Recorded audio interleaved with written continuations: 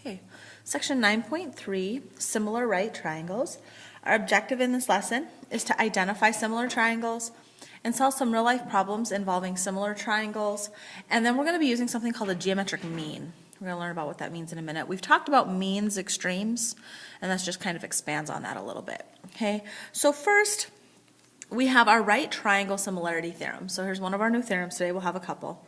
Okay, our right triangle similarity theorem tells us if the altitude, again, an altitude is a perpendicular from a vertex. So here in this 90-degree triangle, the altitude from this right angle here to the hypotenuse, again, makes that 90. So the altitude in this case, the altitude is this guy right here, because it makes a 90 with the hypotenuse. So the altitude, if the altitude is drawn to the hypotenuse of a right triangle, then the two triangles formed are similar to the original triangle and to each other. So by drawing in this altitude, what I've done now is divided this right triangle into two more right triangles.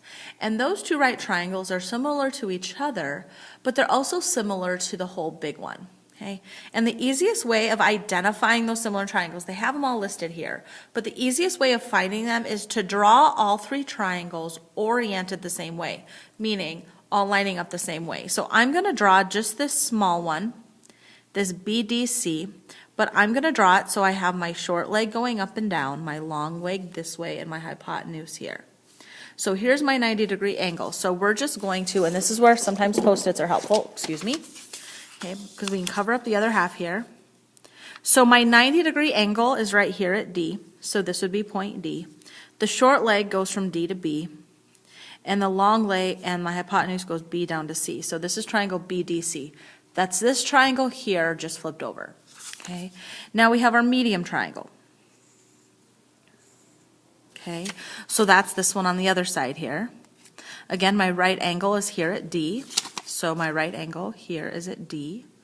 And then my short leg here goes up from D to C. And then my long leg goes D to A. So this is triangle CDA. So again, we're just looking at that triangle there. Triangle CDA. And then we have the big one. So for the big one, I just need to ignore this guy down the middle. Draw my big right triangle. Okay. In this big one, my 90-degree angle here, this square is at angle C. And my short leg goes C to B, and then my long leg goes C to A. So we're looking at just this whole big triangle here. Okay, so there's my three triangles. So these three triangles that are created from drawing in that altitude are similar. So this triangle BDC is similar to this triangle. So I went BDC, so I'd have to go CDA, triangle CDA. But it's also similar to triangle BCA. All three of these triangles are similar, so that means these two are the small and the medium, the small and the big, the medium and the big, the small and the big. Okay, any pair of these two would be similar, meaning all their angles are, again, similarity means all angles congruent. So that means that here, angle B is congruent to angle C, which is congruent to this angle B. Okay, but again, those are different angle B's. Actually, no, these two B's are the same B. It's this one and this one. Okay, but this angle BCD is congruent to CDA, congruent to BCA. All the angles are congruent and the sides are proportional.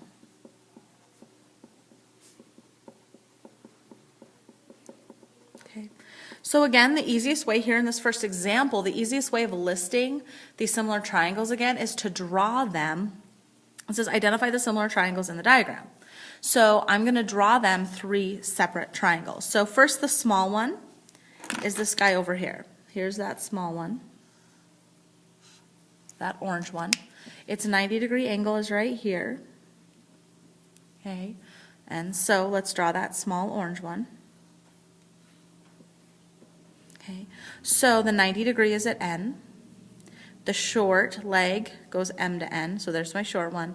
My long one then would be over here at Q. So this is triangle MNQ. Okay, so now we need to do the medium one, which is this other half over here.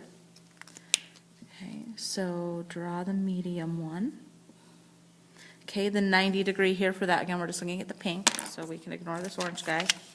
Okay, the 90 degree here is at N, short goes up to Q, and the long side goes over to P, and then we need the big one.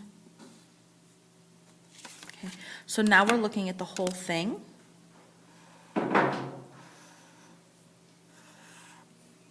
Okay, that whole big one, ignore that guy in the middle, so now we're looking at that big purple. So my 90 degree here is here at angle Q. My shorter one goes to M. My longer one goes Q to P. So now I can list similar triangles. So this triangle, I'm going to go M to N to Q. Triangle MNQ is similar to triangle QNP, which is similar to triangle MQP. Okay, so there, the orange one is similar to the pink one is similar to the purple. Okay, so since they're similar, we can actually use it to help us find missing pieces, like in this example 2. A roof has a cross section that is a right triangle. The diagram shows the approximate dimensions of this cross section. Find the height of the roof. So we're looking for this height H, but we have some similar triangles here. So I'm going to do like what I did here, break it up into the 3 triangles. So I'm going to do the small one, my 90 degree angle, so we're looking at just this small half here. This small half, the 90 degree, here's at W. The short leg goes W to R. Long one goes over here to S. And we know R to S here is 25. Okay. We know the R to S, and we know W to S. W to S is my H. So W to S here is my H. Okay, and we don't know R to W, so we won't mark that. We know the whole thing is 65. Okay, so there's the medium one. Okay, the small one. Now let's go ahead and let's do the medium one, which is the one on this side. Okay, my 90 here is at W. My short goes W to S. Okay, and then out here to T. Again, we know S to T here, this hypotenuse is 60. And we know S to W is H. Okay. Okay. All right, and then now let's do our big one.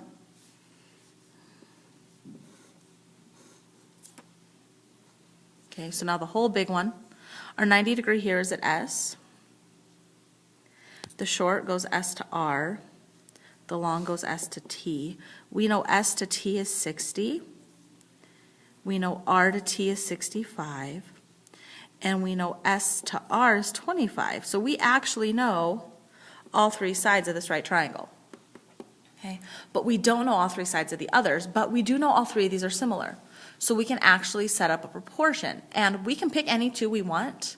I'm going to go with the one that we know everything on, and then we need one that has an H in it. So this one's got an H.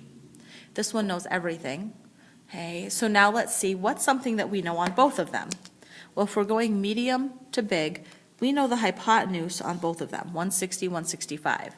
So if we set up our ratio and go big over small, okay, so big over small, so 65 over 60,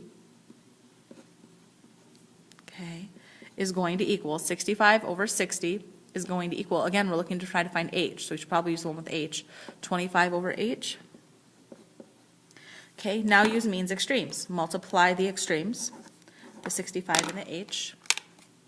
Okay, so we'd have 65H equals, now multiply the means. Again here, these ones in the middle here we call the means. The ones on the ends, the first and the last, we call the extremes. Okay, so I need to take the 60 times the 25, my calculator there, I get 1,500. Divide both sides by 65. H is 1,500 divided by 65 is not exact. I can get it exact as 300 over 13, which is approximately 23.1 feet. Okay, so approximately 23.1. We want an approximate here because we're talking about that distance Okay, and 30 over 13 is 300 over 13 really isn't the best for as far as distance goes. Okay. All right, so it kind of got hidden here in the middle. We have something to talk about called a geometric mean. Basically what a geometric mean is when we set up our proportion again, remember, our proportion, we have the first and last we call our extremes. Okay, the ones in the middle here we call them means. So when we're looking for a geometric mean, we're looking for a number that we can have the same for both of these means given whatever extremes we have. So if I'm looking for here, example 3, finding the geometric mean of 8 and 10. Basically, I'm setting up my proportion, and this tells me that 8 and 10 are the, let's stick with same colors, 8 and 10 are the extremes. So the 8 and the 10 would go here, and I'm looking for the mean here. Okay, I'm looking for the mean, and I want the mean to be the same mean. I want them to have the exact same mean, so let's have them both be x. I'm looking for what mean can I use if 8 and 10 are the extremes. And then we just multiply means extremes here. 8 times 10 is 80 equals x times x is x to the second. So if x to the second is 80, x would equal the square root of 80. It's a good thing we can simplify square roots. 16 goes into 80 5 times, so square root of 16, square root of 5. So the geometric mean would be the square root of 16 is 4 square root of 5. So the geometric mean here would be 4 square root of 5. Again, we're looking for that mean in there. Okay. Okay, so where this comes in is there's actually some theorems that involve this mean idea. Okay, I explain the geometric mean slightly different than the textbook. So if you're relying on the textbook here, I do it differently. I believe my way is easier, but if you think the textbook way is easier, that's fine. But if you're needing help, I will always help my way. Okay, so just to let you know that there. Okay, so here we have a new theorem. It's the geometric mean altitude theorem. Okay, in a right triangle, the altitude from the right angle to the hypotenuse divides the hypotenuse into 2 segments. So again, here's our altitude. Our altitude, again, is this guy right here. And do you see it divides, my hypotenuse is this whole guy right here. This whole guy is my hypotenuse. It divides that hypotenuse into 2 pieces. Okay, we've got this piece from A to D, and we've got this piece here from D to B. Okay, so those 2 pieces